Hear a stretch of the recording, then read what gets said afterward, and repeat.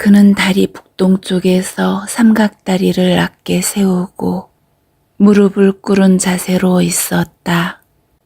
킨케이드는 카메라 파인더에서 눈을 떼지 않고 왼손만 내밀었고 그녀는 카메라를 건네주었다. 그녀는 그의 손이 닿는 것을 느끼며 그가 렌즈를 손에 쥐는 것을 지켜보았다.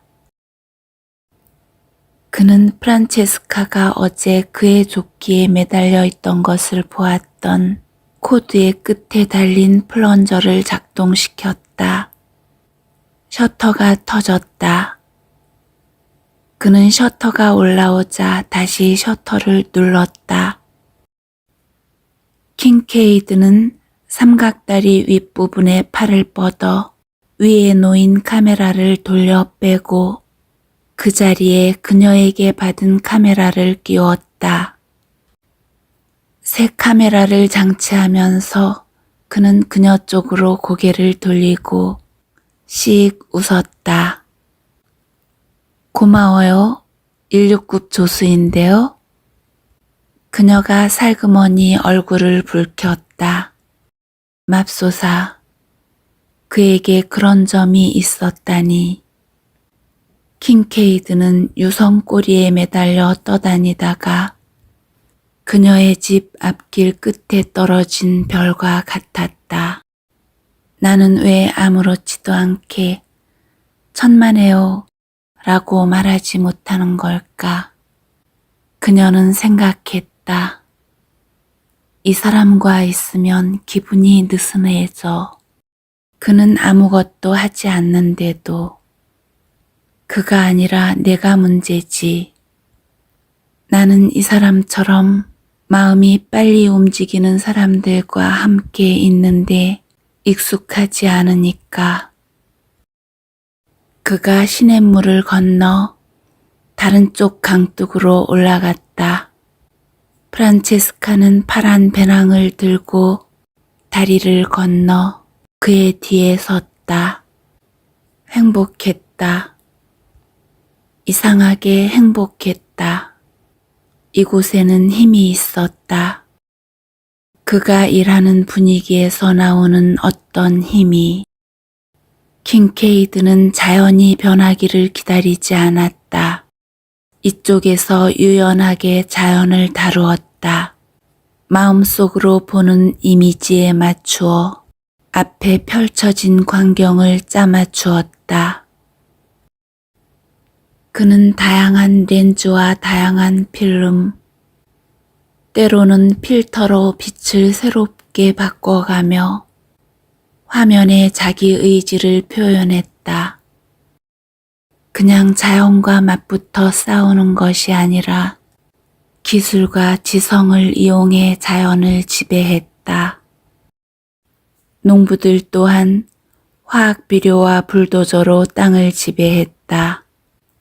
하지만 로버트 킨케이드가 자연을 변화시키는 방식은 유연했고 또 일을 마치고 나더라도 원래의 형태는 변함이 없었다. 프란체스카는 그가 무릎을 굽힐 때 허벅지 근육이 청바지에 그대로 드러나는 것을 보았다. 물 빠진 작업복 셔츠가 그의 등에 딱 달라붙었고 잿빛 머리칼이 칼라 위를 덮었다. 그녀는 그가 웅크리고 앉아서 장비를 맞추는 것을 보면서 정말로 오랜만에 누군가를 보는 것만으로 다리 사이가 젖어버렸다. 그걸 느끼자 프란체스카는 저녁 하늘을 올려다보면서 깊게 숨을 내쉬었다. 그리고 렌즈가 필터에 꼭 끼어 잘 빠지지 않는다고 그가 나직이 욕설을 내뱉는 소리에 귀를 기울였다. 킨케이드는 고무장화를 첨벙거리며 다시 개울을 건너가서 트럭 쪽으로 갔다. 프란체스카는 지붕 덮인 다리 안으로 들어갔다. 그녀가 지붕 끝머리로 나왔을 때 그는 몸을 웅크리고 카메라를 그녀에게 갖다 댔다. 그가 셔터를 눌렀다. 그에게 프란체스카가 다가갈 때 그는 2번, 3번 셔터를 눌렀다. 그녀는 약간 당황해서 자기도 모르게 씩 웃었다. 그가 미소를 지었다. 걱정하지 마세요. 당신의 허락 없이는 어디에도 게재하지 않을 테니까요. 여기서의 작업은 끝났습니다. 모텔에 들러서 몸을 좀 씻고 가고 싶은데요. 원하시면 그렇게 해도 좋아요. 하지만 제가 수건을 빌려드릴 수도, 샤워를 하게 해드릴 수도, 펌프를 이용하게 해드릴 수도 있는데요. 프란체스카는 나직이 진심을 담아 말했다. 좋습니다. 그렇게 해주세요. 가시지요. 저는 해리에다가 도구를 싣고 곧장 따라가지요. 그녀는 리처드의 새 포드 픽업을 나무 뒤에서 빼서 다리에서 방향을 돌린 다음 간선도로로 들어서서 우회전했다. 윈터셋 쪽으로 향하다가 거기서 남서쪽으로 빠져 집 방향으로 달렸다. 트럭이 먼지를 너무 많이 일으켜서 그가 뒤따라오는지 볼 수가 없었다. 커브길을 돌면서 얼핏 보니 1마일 뒤쪽에서 해리라는 트럭이 덜컹대며 달려오는 것 같기는 했다. 틀림없이 킹케이드였으리라. 그녀가 막 집에 도착했을 때 그의 트럭이 집 앞길에 들어서는 소리가 난 것을 보면 잭은 지저대더니 그를 알아보고는 곧 진정했다. 어젯밤에 왔던 그 사내로군. 그러니 괜찮겠지 뭐. 마치 그렇게 생각이라도 한 것 같았다. 그는 잠시 멈춰서서 잭에게 이야기를 했다. 프란체스카가 뒷문에서 나왔다. 샤워하시겠어요? 그러면 좋겠지요. 어디서 할지 가르쳐 주십시오. 그녀는 그를 데리고 위층 목욕탕으로 올라갔다. 아이들이 크자 그녀가 리처드를 졸라 새로 만든 목욕탕이었다. 그것은 그녀가 고집했던 몇 가지 안 되는 주문 가운데 하나였다. 프란체스카는 저녁이면 욕조에 뜨거운 물을 채우고 오랫동안 목욕하기를 좋아했다. 10대 아이들이 그녀의 사적인 공간을 쿵쾅거리며 다니는 것을 허용하고 싶지 않아서였다. 리처드는 그녀가 쓰는 여성 전용의 물건들이 걸리적거린다고 말하면서 다른 목욕탕을 사용했다. 그 목욕탕은 침실을 통해서만 들어갈 수 있었다. 프란체스카는 목욕탕 문을 열고 세면대 아래 장에서 수건과 목욕수건을 꺼냈다. 뭐든 마음대로 쓰세요. 남는 게 있으시면 샴푸도 빌리고 싶은데요. 제 것은 모텔에 있어서요. 그러세요. 골라보세요. 그녀는 조금씩 쓴 샴푸 3병을 거울 밑의 받침대 위에 놓았다. 감사합니다. 그는 새 옷을 침대에 던졌다. 카키색 바지와 흰 셔츠, 샌들이 프란체스카의 눈에 들어왔다. 이곳 남자들은 샌들을 신지 않았다. 시내에 사는 몇몇은 골프 코스를 돌 때면 반바지 차림을 했지만 농부들은 그렇지 않았다. 그러니 샌들은 전혀. 아까 그의 전화를 받은 후 프란체스카는 40마일을 달려 디모인에 가서 술 판매상에 들렀다. 이런 일에는 별로 경험이 없어서 그녀는 점원에게 좋은 와인에 대해 물었다. 점원 역시 그녀보다 아는 바가 없었다.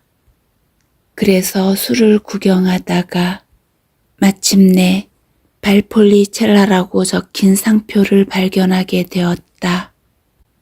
오래전에 그것을 마셨던 기억이 났다. 톡 쏘는 이탈리아산 붉은 포도주였다. 그녀는 발폴리첼라 2병과 막에 있는 유리병에 든 브랜디를 1병 사면서 관능적이고 속된 기분을 느꼈다. 다음에는 시내의 옷가게에 가서 원피스를 구경하다가 밝은 핑크색의 가는 줄이 달린 원피스를 찾아냈다.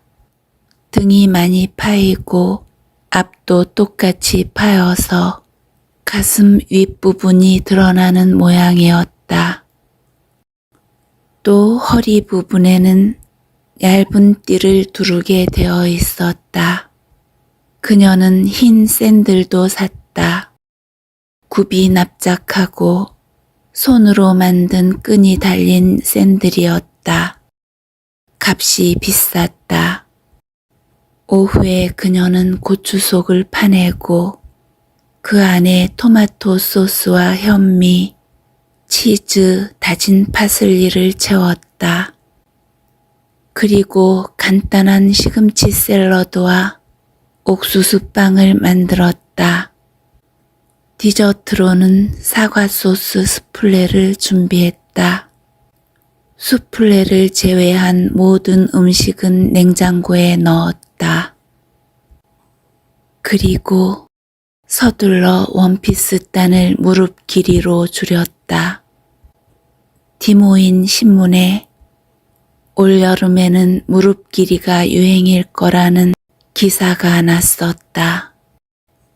프란체스카는 언제나 패션인이 하는 것이 정말로 웃기는 얘기라고 유럽 디자이너들의 견해에 따라 바보처럼 행동하는 사람들이 우습다고 생각했었다. 하지만 무릎 길이가 그녀에게 어울릴 것 같았고 그래서 단을 그 길이로 줄였다. 와인이 문제였다. 이탈리아에서는 절대로 그러는 법이 없지만 이곳 사람들은 와인을 냉장고에 보관했다. 어쨌든 날씨가 너무 무더워서 싱크대에 놔둘 수가 없었다. 바로 그때 저장고가 생각났다. 여름에도 그곳은 섭씨 15도 정도밖에 되지 않았으므로 와인을 벽 쪽에 세워두었다. 프란체스카는 뒷문 시멘트 바닥에 엎드려 있는 잭을 힐끗 바라보았다. 로버트 킹케이드는 계단을 내려와 부엌으로 왔다. 흰 칼라 셔츠를 팔꿈치까지 걷어올려 입고 옅은 카키색 바지에 갈색 샌들, 은팔찌 차림이었다. 셔츠 단추를 2개나 풀고 목에는 은목걸이를 하고 있었다. 가운데서 가리마를 탄 젖은 머리카락은 말끔하게 빗질되어 있었다. 그리고 그녀는 그 샌들을 보고는 감탄했다. 먼지투성이 옷가지를 트럭에 넣고 카메라를 가져와서 닦아야겠어요. 그러세요. 저는 목욕을 할 테니까요. 목욕하면서 맥주 1병 할래요? 남는 게 있다면요. 그는 먼저 아이스박스를 가져와서 맥주 한 병을 꺼내 마개를 열었다. 그 사이 프란체스카는 맥주를 마시기에 적당한 큰 컵 2개를 가져왔다. 그가 카메라를 가지고 오자 그녀는 맥주를 들고 위층으로 올라갔다. 목욕탕에 들어가 보니 그가 욕조 청소를 해놓은 것을 알 수 있었다. 그녀는 따뜻한 물을 가득 채우고 목욕탕 바닥에 맥주잔을 놓고 다리 면도를 하고 비누칠을 했다. 그가 몇 분 전에 여기 있었고 그녀는 물이 그의 몸을 흘러내렸던 바로 그 자리에 누워 있었다. 몹시 에로틱하다는 느낌이 들었다. 로버트 킹케이드와 관련된 거의 모든 것이 그녀에게는 에로틱하게 느껴지기 시작했다. 목욕을 하면서 차가운 맥주 한 잔을 마시는 그런 단순한 일이 굉장히 우아하게 느껴졌다. 왜 그녀와 리처드는 이렇게 살지 못할까? 부분적으로는 오랫동안 지속된 습관의 관성 때문일 것이다. 그것을 그녀는 알고 있었다. 모든 결혼이, 모든 관계가 그렇게 될 여지가 많았다. 습관은 미리 예측할 수 있게 해주고 미리 예측할 수 있는 것은 나름대로의 편안함을 가져다 주니까 프란체스카 역시 그것을 알고 있었다.